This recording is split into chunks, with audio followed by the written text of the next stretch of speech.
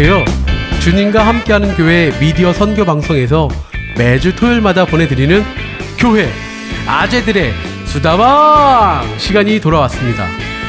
아재들의 수다를 통해서 자기 자신을 돌아보고 하나님의 은혜를 발견하는 시간이 되시길 바랍니다.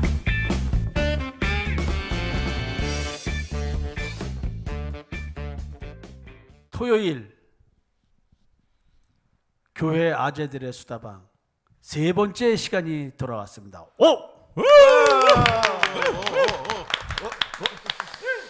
자, 우리가 이제 방금 전까지 이런 얘기를 심각하게 하면서 흥분을 좀 했었어요.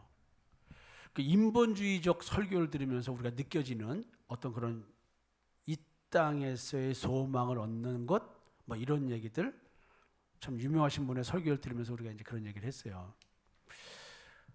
과연 우리는 설교를 들을 때 그것이 은혜가 되고 은혜가 안 되고 이런 분별 기준이 여태까지 뭐였을까요? 혹시 이런 얘기 한번 할 수 있을까요? 장 집사님은 어떤 말씀이 이렇게 은혜가 되셨어요? 지금까지 보면? 저는 제가 직장 생활하는 게 거의 이게 평탄하고 이렇게 했던 직장 생활이 아니라 거의 하루 아침부터 저녁 때까지 전화는 한 100통 이상은 받고 일하면서 전화를 많이 받고 핸드폰 울리고 사무실 전화 오고 하니까 이게 너무 스트레스 받아갖고 한때는 막 전화벨 울리면은 그냥 다 내려놓고 나가서 담배 한 대 피고 오면은 그나마 또 스트레스 좀 풀리고 이런 생활을 지금 17년째 이 회사에서 하고 있는데, 그러니까 삶이 고달프다라고 생각하니까 이게 이런 말씀 들었을 때 내가 힘든 나를 알아주시는 거는 내가 십자가를 안 붙잡아서 내가 이렇게 힘드나? 이런 생각 들고, 그러니까 저희 교회 와서 제가 지금 1년 가까이 이제 돼 가는데 목사님 말씀 들었는데도 이런 말씀이 아주 훅훅 들어오는 거예요. 그러니까 이게 내가 힘드니까 내가 위로를 받는 느낌이 막 들어버리니까, 그리고 요즘에 너무 힘들어서 또 한 3주 동안 거의 매일 야근에 막 이런 생활을 또 하다 보니까 교회 오는 것도 힘들고 수요 예배도 못 오고 금요밤 기도회도 못 오고 막 이러면서 또 괜히 불안하게 목사님 말씀 또 멀리하는 건가 이런 느낌도 막 들면서 내가 내 자신이 막 지금 그런 말씀을 전혀 찾으려고 하지도 않고 독감상하는 것도 되게 막 안 하려고 하고 내 몸이 힘들다는 핑계로 그런 것도 막 하기 싫고 지금 되게 지쳐있는 상황이었는데 아침에 목사님 말씀 틀어주신 저거가 저한테 왜 그게 위로가 되는지 모르겠어요. 지금 되게 확 와닿았어요 이게. 그래서 말씀 정말 들으면 안 되겠구나 이런 말씀 들으면서 내가 정말 제대로 알지 못한 말씀은 듣는 건가라는 아리까리한 지금 그런 심정입니다.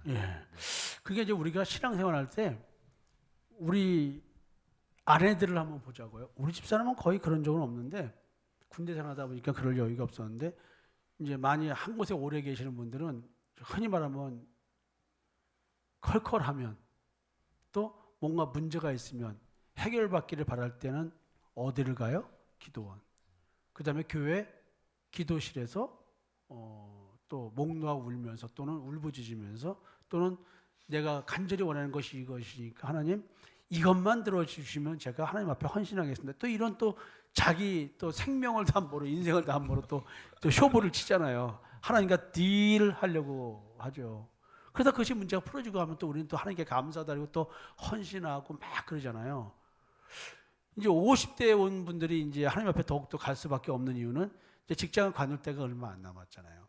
불안한 미래가 있고 그러면서 현실의 삶, 이 땅에 소망을 갖게 하는 이 말씀이 오면 마치 그 말씀이 나를 향한 말씀으로 곡해를 해서 진짜 하나님을 더욱더 찾게 된다는 거죠. 성경에서 뭐냐면 자기의 사리사욕을 채우기 위해서 귀가 가려워서 그런 말씀하는 곳만 찾아다니면서 자기 스승을 많이 둔다고 말을 합니다. 야, 이거 엄청난 얘기죠. 오늘 장 집사님 반응과 이야기를 통해서 우리가 지난날에 우리들의 신앙의 모습을 또 보는 거예요. 인본주의적인 설교, 성도에게 위로를 주는 설교들이 얼마나 위험한가. 기복이라는 단어를 이상을 뛰어넘어서 이것은 하나님의 진리를 본질적으로 깨닫는 것을 방해하는 말씀이다. 못 깨닫게 하는 마약이다. 아까 직전에 말씀드린 것처럼 괜히 야하게만 하죠. 호리는 여인이 와서 한 남자를 꼬셔가지고 본처에게 돌아가지 못하게 만들어버리는 그와 같은 엄청난 감각적이고 쾌락적인 어떤 그런 표현, 힘이 불끈불끈 솟고 뭔가 내가 하나님께 달려가면 내 문제가 다 풀어질 것 같은 소망이 땅에 두는 경우, 이건 뭐냐면 나의 옛사람 탐욕과 정욕을 부추기는 설교잖아요. 이거 어마어마하게 무서운 마약적인 메시지거든요. 혹시 이정모 집사님, 그 전에 그 신앙들이 다 똑같다고 보고요.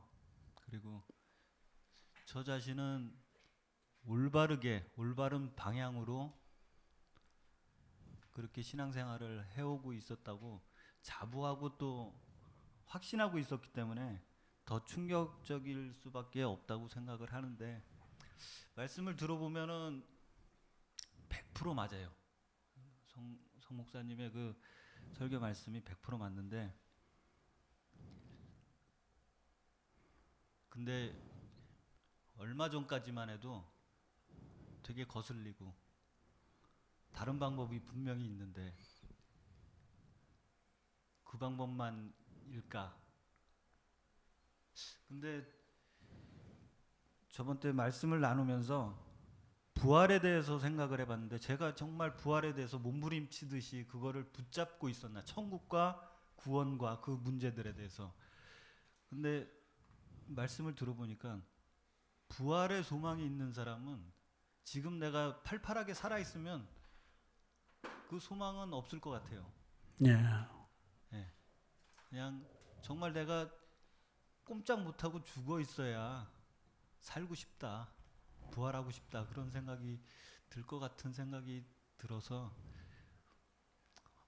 그 목사님 말씀이 정말 그 길로 인도하시는 그런 말씀이다, 그런 생각이 점점 더 크게 들고 있습니다. 네. 오늘 점심 만두는 되게 맛있을 것 같아요. 오늘 칭찬 들었습니다. 자, 이게 사실은 이게 우리 조 목사님도 할 말 있을 것 같아요. 이거. 네, 그 은혜 받았던 설교의 대부분은 이제 그 시에 제가 필요한 거에 대해서 그 단어를 말하냐 안 말하냐가 였던 것 같아요. 뭐 돈에 대해서 필요한 부분이 있는데 일단은 그 물질적인 부분을 하나님께서 너는 걱정하지 말아라, 하나님께서 다 사랑하는 사람들한테 채워줄 거라는 그런 뭔가 메시지 한 부분에 제가 크게 은혜를 받았고, 그리고 뭐 광야 생활을 하는 그 저 이스라엘 사람들에게 광야 생활 동안 신이 닳지 않게 하셨다라는 그 말 속에 상당히 어려운 생활을 하던 사람이기 때문에 내가 아무리 힘든 생활을 하더라도 하나님께서는 나에게 그런 것들을 다 끝까지 채워주시고 내가 힘들지 않게 해주시겠다라는, 아무튼 뭐 그런 부분에 은혜를 많이 받았던 것 같아요. 제가 듣고 싶었던 그 단어에 대해서 그 말을 하면은 하나님께서 이거를 나한테 해주시는 말씀이구나라고 하면서 은혜를 받았습니다. 네. 김효성 전사님은 어떤 경우에 은혜를 많이 받으셨어요? 저는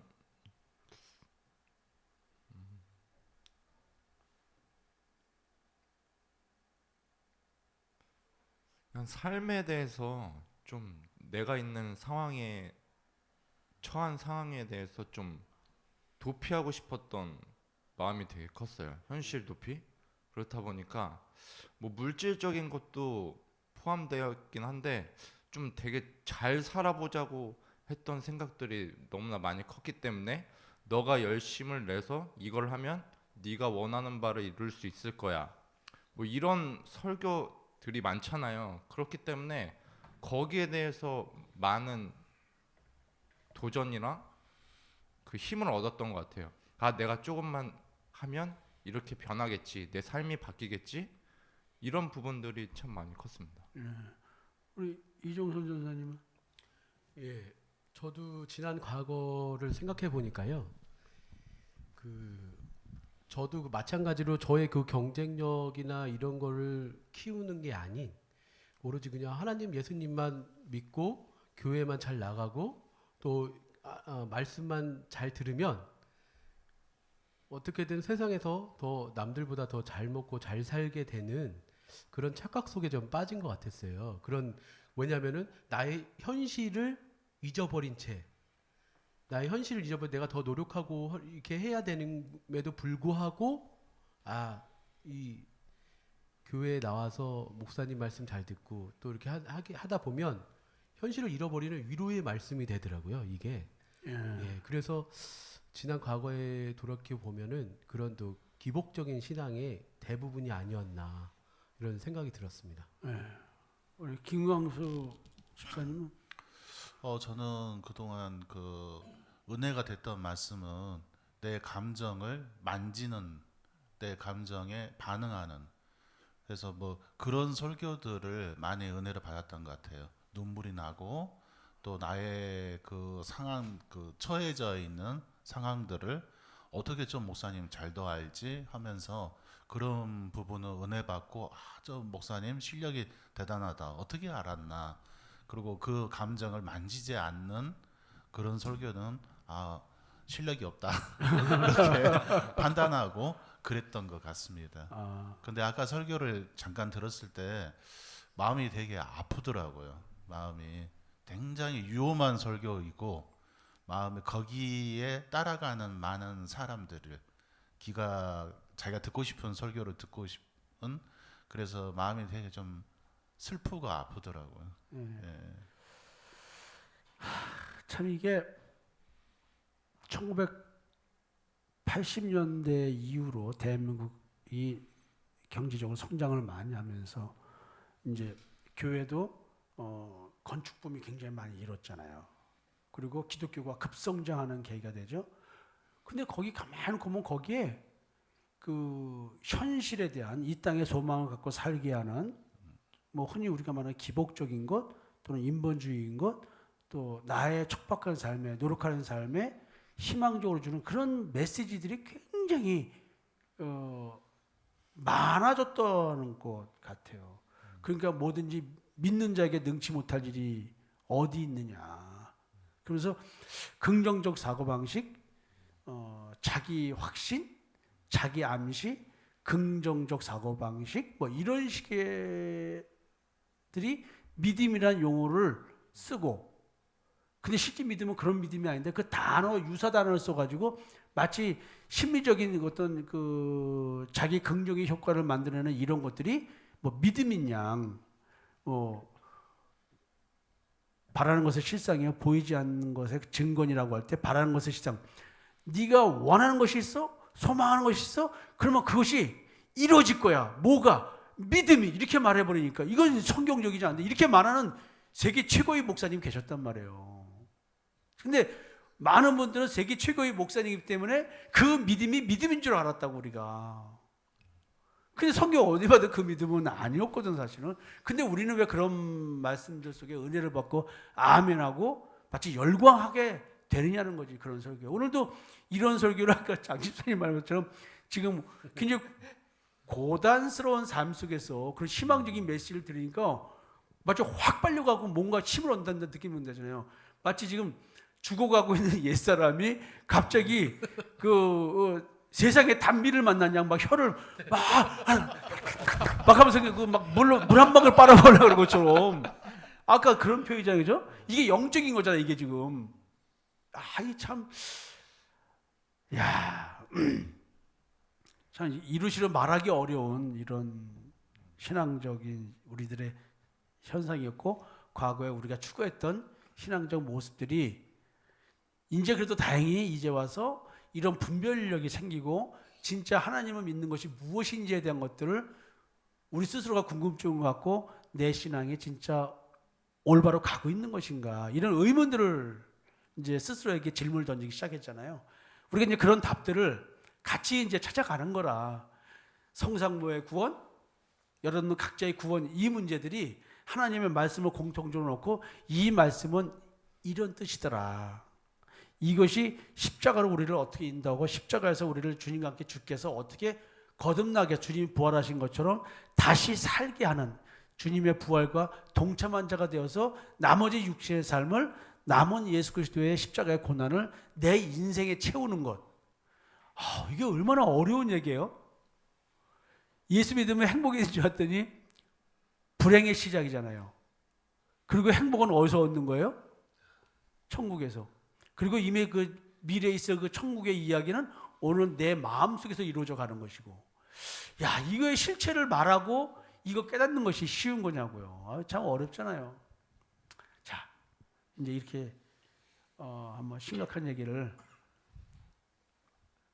이렇게 한번. 근데 좀 질문이 있는데요. 예. 뭐 이렇게 설교를 듣고 뭐 그런 것들을 접할 때마다 저는 좀 이렇게 삐딱하게 들으면서 예. 제 자신을 한번 되돌아보거든요. 예. 신앙적으로. 뭐 저거는 진짜 기복적인 말씀을 전하고 있다.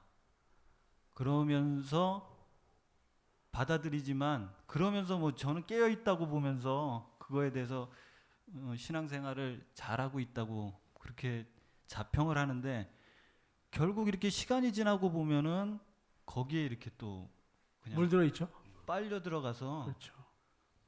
거기에 그냥 또 헤매고 있는 그런 모습이, 그러니까 이거는 뭐 답도 없고 방법도 없고 거기서 뭐 헤어 나올 수도 없고, 그러니까 깨어 있다고 해서 거기서 뭐 이렇게 제가 뭐 돌파구가 있는 것도 아니고, 그러니까 결론적으로 보면은 그 안에서 계속 다람쥐 쳇바퀴도 계속 돌고 있어요. 있는 모습을 발견하면서 참 답답하다, 그런 생각이 좀. 지금 여기서 이제 깨어 있음에 대한 해석이에요. 지금 예수님이 오셔서 그 당시 선지자들 보고 한 얘기가, 그 선지자들이 그런 데가 우리가 그 참 선지자들을 핍박하고 그냥 죽이고 했던 그런 과거의 자기 조상들이 있었는데 내가 그 시대대로 갔다고 한다면 이 참 선지자들도 그렇게 대우하지 않았고 그렇게 행동하지 않았다, 이렇게 얘기를 해요. 그러니까 예수님이 야, 네가 그 말하는 거 보니 선지자를 죽이고 핍박했던 그 자손이구만, 이렇게 말해버려요. 그러니까 이 깨어라는 말의 의미가 뭐냐면, 사실은 예수님의 논리대로 말하면 집사님이 사실은 그들과 똑같은 물인데 나는 좀 더 나은 존재라고 스스로가 생각하고 더 교만으로 한 발 더 나가 있다는 거죠. 사실은 나는 그렇지 않아. 근데 이것이 겉보기 그 행동과 이런 거를 판단한 거죠. 내 생각을. 근데 이 출처가 다 뭐였냐면 옛사람이라는 거지. 그러니까 옛사람이 죽지 않은 상태에서 나오는 그 어떠한 개혁적인 행위도 다 거짓이다. 더 큰 거짓이다. 예를 들어서 가장 무서운 게 뭔지 알아요? 이단 중에 가장 무서운 이단이요. 이단이 아닌 이단이 제일 무서운 거예요.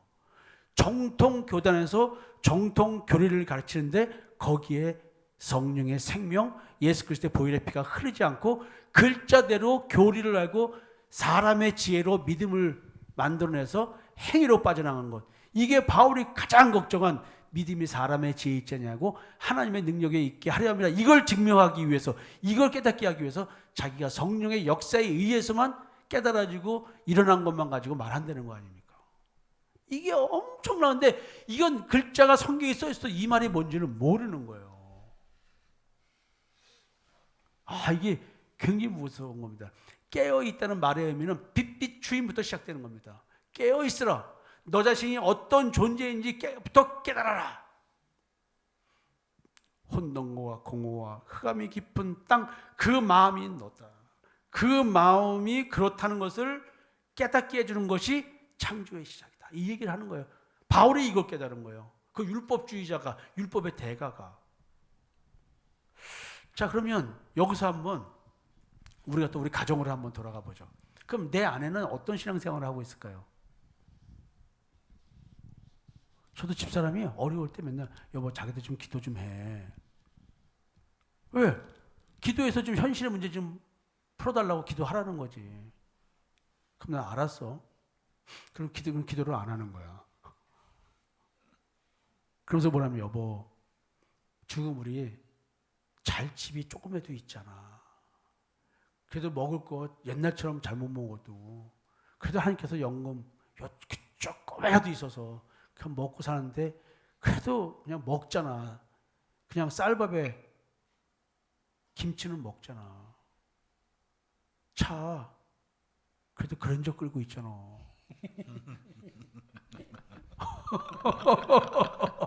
그래도 BMW도 끌었었잖아. 그지? 야, 뭐 하여튼 그렇게 하면서 오늘 있는 걸 성경대로 좋게 보자. 그러면 여보, 나는 이런 상태로 가는데 이왕 시간은 같이 흘러가는데 당신도 믿음 안의 생각으로 하면 안 될까? 이런 얘기를 한 적이 있었어요. 자, 우리가 이제 나는 이제 60대고 여러분 이제 50대로서 은퇴할 시기고 곧 새로운 직장을 잡든지 새로운 노후 준비라든지 아니면 어떤 식의 형태의 제2의 인생을 살아야 될 준비를 해야 되는 뭐 이런 참 가장으로서 위기잖아요. 사실은 여러모로 이런 가운데서 아내들은 내 마음도 제대로 못 알아주고 그저 자기 못 채워주면 뭐라고 좀 그러잖아요. 저도 오늘 아침 어저께 설교할 때 농담삼아 쇼맨십으로 5만 원 딱 줬다가 집사님 저한테 반납을 했잖아요. 끝나자마자 오늘 아침에 그걸 달래는 거야. 당신 나한테 주문을 주자는데 왜 달래? 했더니 오더니 한 몇 초 주문하는 거야. 어깨 툭툭툭 3번인가 들더니 달래. 자기가 주머니가 없어 맡긴 거라는 거야. 그런데 할 수 없이 끊어줬더니 나보고 더 달래 한 장을. 왜? 주문지도 않고 그랬더니 지금 헬스장 세일하는데 뭐 수영장도 사용할 수 있고 사우나도 사용할 수 있고 사용할 수 있는데 당신이 좀 해줘야 되는 거 아니냐. 그래서 할 수 없이 또 10만 원을 더 줘가지고 15만 원을 뜯기고 왔어요. 이 가난한 목사가 15만 원을 뜯겠단 말이야. 이 정도면 엄청난 거 아니냐고. 에? 이 여우들이 우리 집사람도 고민 줄 알았더니 여우들하고 완전히 그래서 이제 저는 집사람한테 그런 적이 있었어요. 근데 집사람은 그냥 그렇게 막 현실에 매인 사람은 아닌데 그래도 애들하고 뭐 있고 하다 보니까 답답하니까 그런 얘기 할 때가 있어요. 지금 우리 아내들은 지금 어떤가요? 이런 신앙생활과 연계해서 놓고 보면 우리 이 집사님 어떠세요? 정은영 집사님.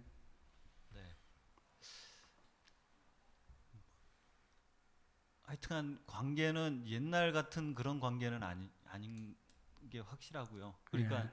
전에는 그러니까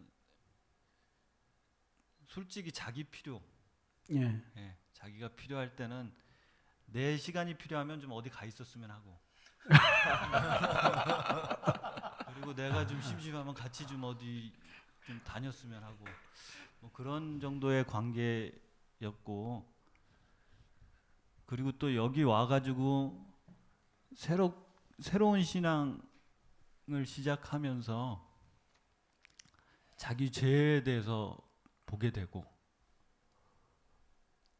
근데 자기 죄만 보고 나아지는 거는 별로 없는 것 같고 그러니까 그 과정이라고 자기도 느끼는 것 같아요. 그러면서 예. 더 괴로워하고 자기 존재에 대한 네. 엄청난 걸 보기 시작하니까 참 괴롭죠. 예. 예. 그러면서 저는 그 모습을 바라보면서 그렇게 좀 죄에 대해서 보게 되면 좀 빨리 행동도 좀 바뀌었으면. 예.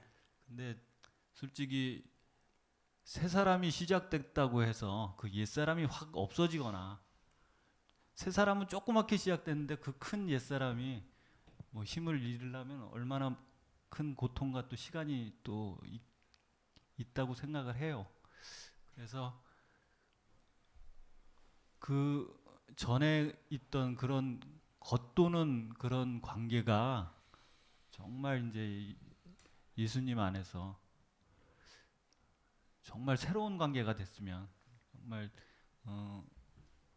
존경도 하고 또 정말 마음으로 아끼고 그리고 한 곳 그러니까 예수 그리스도 그 대속의 은혜를 같이 느끼면서 그런 거를 좀 깊이 대화하면서 같이 좀 그렇게 가고 싶은 마음이 생기고 있습니다. 예. 다들 좀 처음에 자기 자신에 대해서 깨닫기 시작하면서 좀 부작용이 좀 나타나잖아요, 그죠? 그 부작용 우리 장 집사님 많이 봤죠? 한번 부작용 얘기 좀 한번 해보세요. 오늘은 다 듣고 있을 건데 부작용 원래 이예수 집사가 작은 거에 행복을 못 느꼈던 여자였어요. 그러니까 막 큰 것만 바라고 막 이래서 내가 뭐 하나 작은 거 하나 해주면은 이게 뭐야 시시해하는.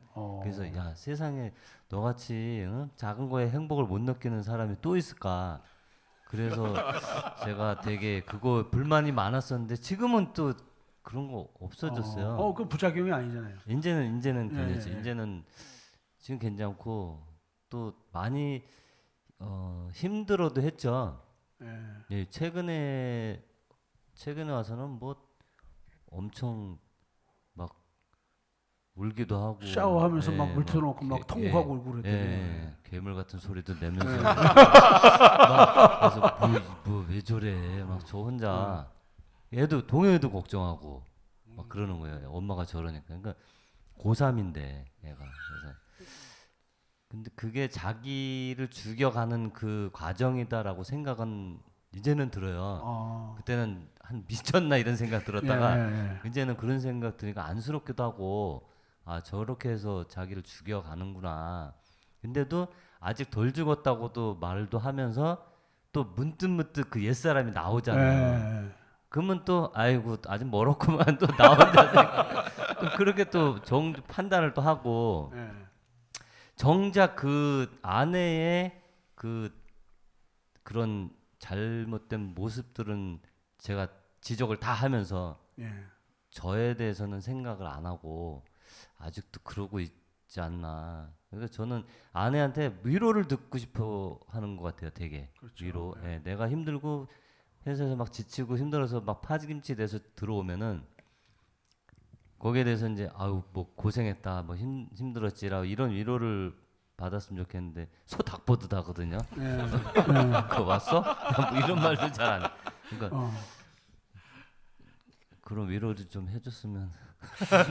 그러게요. 이 남자들은 좀 단순한 것 같아. 맞아요. 힘들어도 집에 왔을 때 아내가 위로를 좀 해주고 하면 좋은데 다른 남자 다 똑같아 뭐 이런 식으로 나온다든가 좀 그냥 알아서 뭐 밥 먹어 라든가 뭐 이런 식으로 하고 자기 할 만하고 좀 섭섭한 것 같아 이제.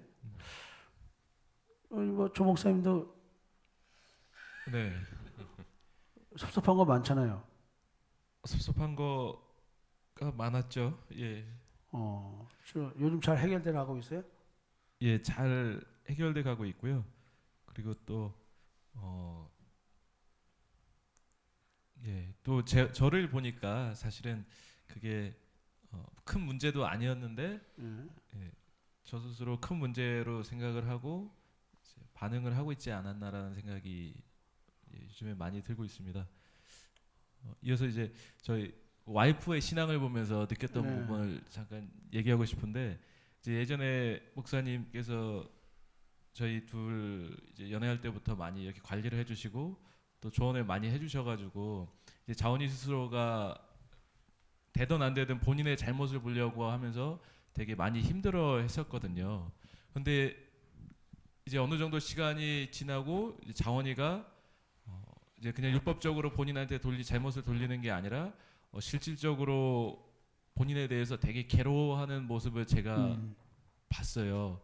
그러면서 제가 제일 놀랐던 게 뭐냐면 자원이가 이제 술을 엄청 많이 먹고 나서 이제 술주정을 하는데 어떻게 술주정을 하냐면 하나님 안 되잖아요 하면서 이제 막 술주정을 하는 거예요. 근데 그게 정말로 사실은 충격이었어요. 자기가 변하지 않는 그 부분에 대해서 이제 술을 먹고 정말로 하나님한테 된다면서 안 되잖아요 하는 게 지금 막 그 생각을 하면은 조금 저한테 맨날 물어봐요. 목사님, 옛사람이 죽었다면서 왜 아직도 전 이래요? 나한테 막 따지는 거예요. 야, 그걸 왜 나한테 물어보니? 하나님께 여쭤봐야지. 아니, 이미 우리의 옛사람은 선택 있는 자는 이미 죽었다는 거야. 너 속에서 그렇게 너를 지배하려고 달려드는 그 엄청난 왕 노릇하는 그 죄, 이미 죽은 왕이고 폐위된 왕이라고. 은혜가 왕이야. 그 은혜를 잡아. 그게 뭐냐면 믿음이라는 말의 실체를 자꾸 못 잡게 만드는 거예요. 이미 옛사람은 죽은 존재고 사탄도 이미 진 존재거든. 누구한테는 역사적으로는 과거지만 이미 오늘 내게 일어나는 사건을 얘기하는 거든. 나하고 관계, 지금 다른 사람 뭔 관계 있어. 그렇게 얘기했는데 그걸 자꾸 못 깨닫게 만들어요. 예를 들어서 한 젊은 아내가 또 전도사라는 직함이 있는데 자기의 옛사람이 속에서 죄가 막 치받아 올라오니까 자기가 원치 않는 생각과 이런 것들이 막 올라와서 어떻게 할 수 없는 거 아니에요. 그러니까 옛날에 내가 머물셨던 거랑 똑같아. 군대 생활할 때. 아니 믿는 자는 이미 정과 욕심을 십자가에 못 박았다는데 왜 내 속에서는 왜 자꾸 불특정 여성을 향한 왜 성욕이 끌어오르냐고 내가 이렇게 물어봤어요. 예를 들어서 뭐 결혼 생활 일찍 해서 오래되니까 자꾸 주말부부 하니까 딴 데 가서 딴짓 하고 싶은 거야. 사람 마음이. 또 외로우니까 이 주 중에는. 그러니까 마음이 자꾸 딴 생각하고 싶은 거야. 나 이런 생각 드는 것도 싫고 그런 행동하는 것은 정말 절대 금기시된 거 아니에요. 사람이. 이렇게 신앙을 갖고 있는 사람일수록 더. 그게 자꾸 속에서 자꾸 욕망이 올라오니까 그걸 새벽 기도나 혼자 밤늦은 시간에 교회 가가지고 기도하면서 몸부림치면서 우는 거야. 나는 이런 거 싫습니다. 그 옛사람이라는 그 죄가 우리를 지배하는 거 이런 게 싫은데 이런 생각과 저런 것들이 막 나를 휘감해 버리니까 사람이 미치고 환장하는 거 아니에요. 그러니까 죽었다더니 이게 뭡니까? 라는 얘기를 진짜 이런 말 하면 뭐지만 너무 괴로우니까 술이라도 먹고 하나님께 따지는 거냐. 사실은 이게 아름다운 차라리 신앙인의 모습이 아닌가 그렇죠. 생각이 듭니다. 예, 맞습니다. 전도사가 술 먹고 그랬어? 라고 말하면 율법적으로 볼 때야 그렇게 하지만 한 인간이 존재함에 대한 문제 앞에서 십자가 앞에서 몸부림치고 있는 이것은 하나님이 보는 가장 아름다운 모습이 아닌가 생각이 들어요. 우리 이종선 선생님. 네. 저도 이제 초반에는 이제 목사님을 뭐 문제 해결을 위해서 따라왔지만 그리고 이제 또 신앙생활을 하고 있었고요. 근데 했는데 먼저 서민 전도사님이 엄청 많이 괴로워하더라고요. 그래서 너는 나보다도 먼저 목사님을 알았고 또 먼저 믿음이 있는 줄 알았는데 자꾸 이렇게 부정적인 얘기를 하고 뭐 교회를 떠난다고 하고 막 밤만 되면은 막 그냥 말도 없이 계속 울고 막 그러니까 이거 미치겠는 거예요. 이거는 뭐 믿음이 아니라 어떻게 하냐. 처음에는 지금 생각해 보면 지금 옛사람이 죽어가는 단계고 자기 자신의 이제 그런 연민, 모를 괴로움 뭐 이런 거가 복합적으로 나타나는 건데 제가 너무 율법 쪽에 있어서 그런 선미를 차라리 위로보다는 지적을 했던 제 생각이 나요. 그러면 선미는 목사님한테도 그렇고 저한테도 그렇고 위로를 받을 수 없었던 존재인 것 같아요. 근데 이게 그때 알았으면은 위로를 해주고 이렇게 같이 했었을 텐데 저도 워낙 이 비계처럼 살들이 많은 마음이 그냥 그렇게 붙어 있어서 지금에 와서야 선미가 그때 힘들었었구나. 근데 위로는커녕 아무것도 못 해준 내 자신이 조금 보입니다. 조금. 그런데도 지금 100% 완벽하게 뭐 위로를 감싸고라는 게 아니더라고요. 제가.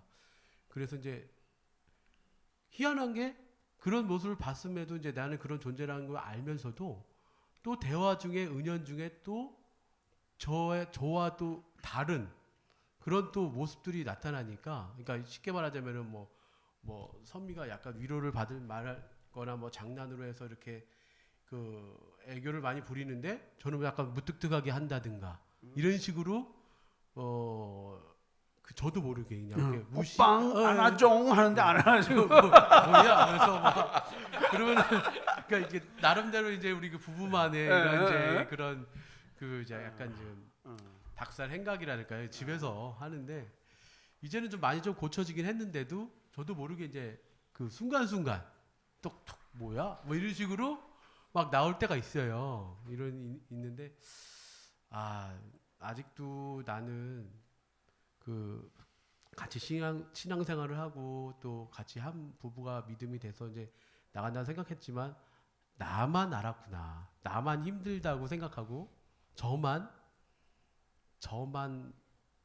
알 수 있는 너무나 이기적인 사람이었구나. 나만 위로해달라고? 나만 위로해달라는 그런 문제점이 지금 막 올라오고 있고요. 너는 집구석에서 벌어다 좀 가지고 편안하게 먹고 살고 있으면서 아침 늦게까지 자빠져 자고 있고 그리고 앉아 인터넷 쇼핑이나 하면서 말이야 돈도 없네 말이야 돈 벌어오다가 돈도 안 벌어오면서 말이야 막 이러면서 속으로 막 말을 못하고 그래서 제가 이렇게 약간 그런 표정을 짓거나 이렇게 하면은 이제 또 웃음으로 넘어가는데 어디 지적할 데 없나 이렇게 저 얘기를 하고 그래요. 순간 또 그러면 그렇구나 이렇게 하고 같이 하고 지금 생각해 보니까 그런 인터넷 쇼핑이라도 해서 그나마 조금이라도 좀 마음에 약간이라도 그냥 죄 집에 없는, 허덕이면서 조금이라도 세상 것까지 그렇죠. 좀 버텼다. 아유, 그런 생각이 좀 엄청난 들어요. 반전의 생각이네. 그렇다고 제가 막 돈을 엄청 많이 벌거나 그런 건 아닙니다. 야. 지금 그런 마음이 느껴집니다. 오케이. 우리 김광수 집사님은 이 말하는 것이 참 중요한 것 같아요.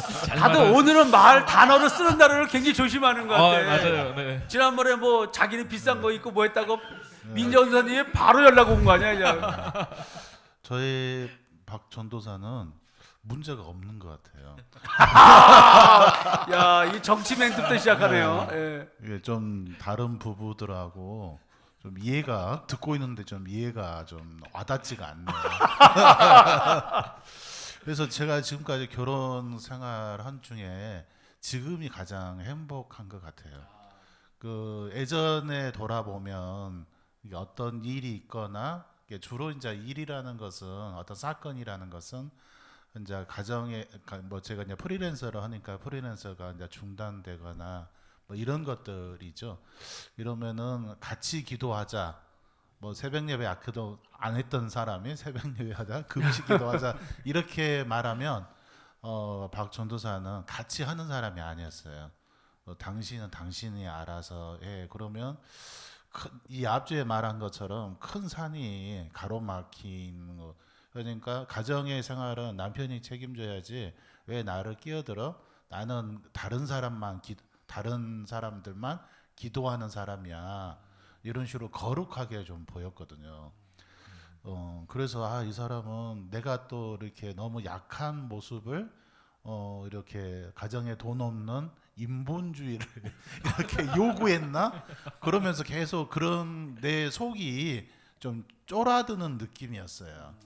근데 이제 지금은 이제 그런 기도를 요구하지는 않지만 더 어떤 저한테 돈을 요구하는 그 모습, 당신이 돈 벌어줘서 뭐 행복해, 뭐 합비 돼줘서 고마워 이런 거 보면 예전에는 그런 말을 안 했거든요. 그런 것들 보면은 지금 레벨이 나하고 같은 레벨이었네. 그런 어떤 그런 거를 보면서 좀 동질감이 좀 느껴지고 그런 것 같아요. 근데 이제 딱 하나 부작용은 요즘의 부작용은 그런 것 같아요. 이 앞에 독감사원 하면서 여보 집에 가서 여보 할 말이 있다고. 뭐 할 말이 있어? 당신 독감사원은 내용이 빠졌어. 뭐 되게 싫더라고. 기승전결이 없어. 뭔 말을 하고 있는지 전혀 못 알아먹겠어. 같이 한번 그 이야기를 해보자 그러는데 제가 버럭 화를 냈어. 그래서 또 나를 이렇게 가르치려고 들으나 그런 모습을 그런데 이제 그 마음 보는 걸로 이렇게 이야기로 받아들이는 것이 아니라 내 자신이 문제가 있겠죠. 이게 또 이 사람이 나를 가르쳐 주고 하수라 보나 이렇게 평가하는 거에 대해서 두려움으로 그러고 나서 한 몇 시간 있다가 여보 미안해 하면서 내가 안아줄게 막 이러더라고요. 아까 이야기했던 거 미안하다 하면서 화가 다 풀리지 않았는데 안아준다고 하니 안겨야 되나? 이랬었어요. 이제 우리 김 교수님 얘기하는 또 우리 이종 선생님 할 말 있잖아요 또. 예, 제가 또 며칠 전에 독감 사원을 하면서 목사님께서 저한테 그 말씀하셨어요. 너 인터넷 보고 이렇게 그 자료를 다 확인해 본다는 얘기가 꼭 인터넷을 제가 제 마음에 느끼기에는 인터넷으로 그대로 베끼는 거 아니야? 이렇게 알아들은 거예요. 그래서 선미 전도사님이 제가 지금 약간 좀 그때 얼굴이 막 까매지면서 바로 그냥 그런 속에 있는 게 올라오더라고요. 근데 그런 모습을 또 얘기하면서 그냥 그 집에 가서 다시 또 물어봤어요. 선미 선생님한테 제가 나는 그 줄거리만 이렇게 어떤 건지 확인하는 거지 베끼는 게 아니고 이렇게 하는 거야. 이렇게 얘기하니까 오빠 지금 그게 문제가 아니야. 오빠가 그거 자료를 언제든지 볼 수가 있어. 근데 오빠가 그 얘기하는 거는 오빠의 교만에 대한 걸 얘기하는 거지. 그게 잘못됐다 이런 게 된 게 아니야. 이렇게 얘기하더라고요. 그때 풀어졌어요. 내가 나의 그 욕심으로 인해서 그런 내가 귀가 닫히고 내가 듣고 싶은 얘기만 듣는구나. 그렇게 생각하는구나. 그걸 얘기하면서 지적해 주는 게 또 고마웠더라고요. 이제는. 왜냐하면 예전에는 뭐야 이게 내가 그래도 나는 나름대로 열심히 하는데 나의 그 위로는 해줄 망정, 위로는 안 해줄 망정, 어디다 지적질이야. 막 이런 마음이 솔직히 마음속에 많았었어요. 그런데 지금은 내가 그런가?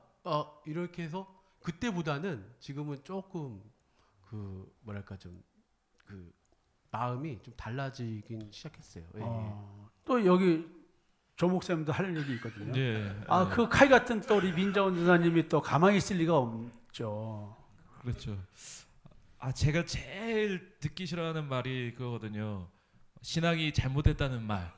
그리고 어떻게 그렇게 저기 틀린 말을 하냐라는 얘기를 들을 때 참을 수가 없을 만큼 정말로 모욕감을 많이 느끼는데요.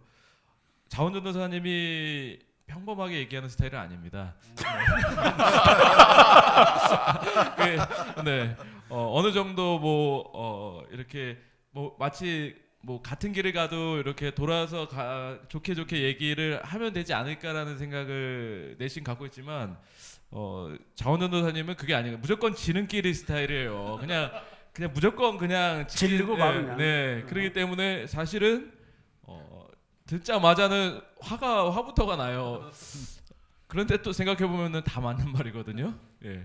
그래서 늘 느끼지만 저희 와이프가 옆에서 저한테 이렇게 조언해주는 부분이 상당히 그 당시에는 기분이 나쁘지만 맞는 말이고 이게 저한테는 큰 축복이라는 게 이제 제 신앙을 한번 돌아보고 그리고 제가 갖고 있는 뭔가 아집이라고 할 수 있고 자기 생각을 이렇게 무너뜨릴 수 있는 그 역할을 저희 와이프가 해주는 것 같습니다. 두 번의 방송을 통해서 남자들은 이렇게 변했습니다. 이야, 이렇게 집에서 갈굼을 당했나? 그런 단어를 쓰면 어떻게라든가 이런 식으로. 오늘은 거의 대부분이 그 알랑방구 위주로 좀 대화가 나오는 것 같아. 김혜섭 주사님 지금 얘기하는 거 들으면서 좀 느낀 거 한번 얘기해 보세요.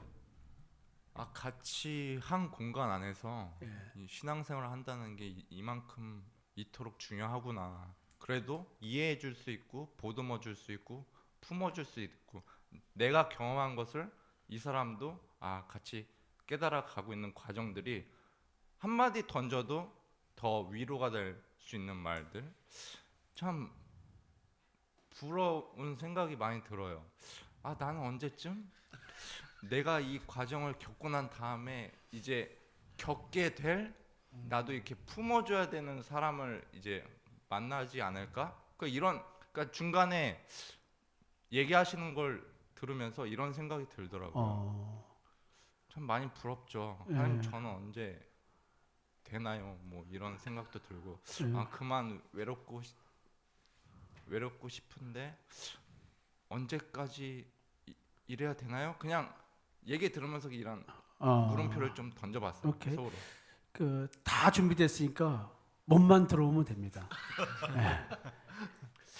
오히려 지금 얘기 들으면서 참 저도 가슴 한편으로 좀 많이 쓰리더라고요.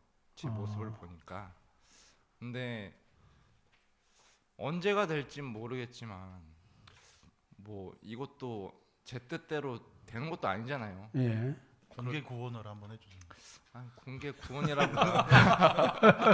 모르겠어요. 외로운 시간들이 과연 나한테 이 시간들을 통해서 하나님은 무엇을 말씀하고 계시는 걸까? 이런 생각도 들어보고 들기 시작했고요. 그 다음에 나란 존재는 또 뭐지? 그러면서 또 한번 고민해 보게 되고 예.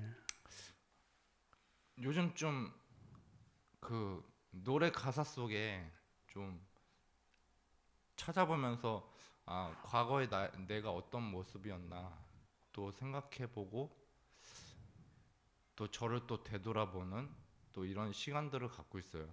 오늘 교회 문득 오면서 들었던 생각은 뭐였냐면 진정으로 찾고자 한다면 얻을 수 있겠구나. 근데 내가 찾지 않는다면 나는 죽겠구나. 뭐 이런 생각이 들었습니다. 네. 김효수 전사님 돌싱이죠. 즐기고 먹고 살아가는 같은 신앙을 가지면서 그 부부간에 흔히 말하는 알콩달콩 그럼에도 불구하고 서로가 그 사과하고 받아들이고 삐지고 살아가는 우리의 삶의 이 현실이 사실 아름답게 보이는 거죠. 이것이 행복이라는 것. 자, 오늘 우리가 또 이렇게 수다를 좀 떨었습니다. 심각한 얘기 같기도 하고 또 재밌는 얘기 같기도 하지만 사실은 근본적으로는 늘 우리의 삶이 우리의 신앙이기에 우리 삶 속에 우리의 신앙은 배어져 드러난다. 십자가의 증인으로 살아가는 우리들이 아직은 연약하고 부족해서 주님의 십자가의 대속의 은총을 제대로 증거하는 수준을 못 된다 할지라도 우리 가정에서만이라도 가장으로서 우리들이 아내의 신앙, 자식의 신앙, 또 부모님의 신앙, 또 우리 주변의 형제들, 또 내가 아는 지인들 그들에게 어느 자세에서든 어느 상황에서든 여건이 된다면 나를 변화시켜 주시고 나를 천국으로 인도해 주시는 그리스도의 십자가의 대속의 은총과 나를 또 예수 만나게 해주신 그 참 하나님 여호와에 대해서 눈에 보이지 않는 분들 그분에 대해서 내가 얘기할 수 있지 않을까라는 생각이 듭니다. 오늘 우리는 세 번째 방송을 하면서 변화된 우리들의 모습을 발견합니다. 역시 여자는 위대하고 남자는 여자하기 나름이라는 광고 카피 문구가 유달리 생각나는 시간입니다. 네. 자, 오늘 우리 또 먹고 살려면 우리가 또 마지막 해야 될 말이 있습니다. 네, 뭘까요? 예. 우리 다 같이 한번 외치겠습니다. 제가 여보하면 여러분들은 딱 외쳐주면 됩니다. 여보, 사랑해. 네, 감사합니다. 감사합니다.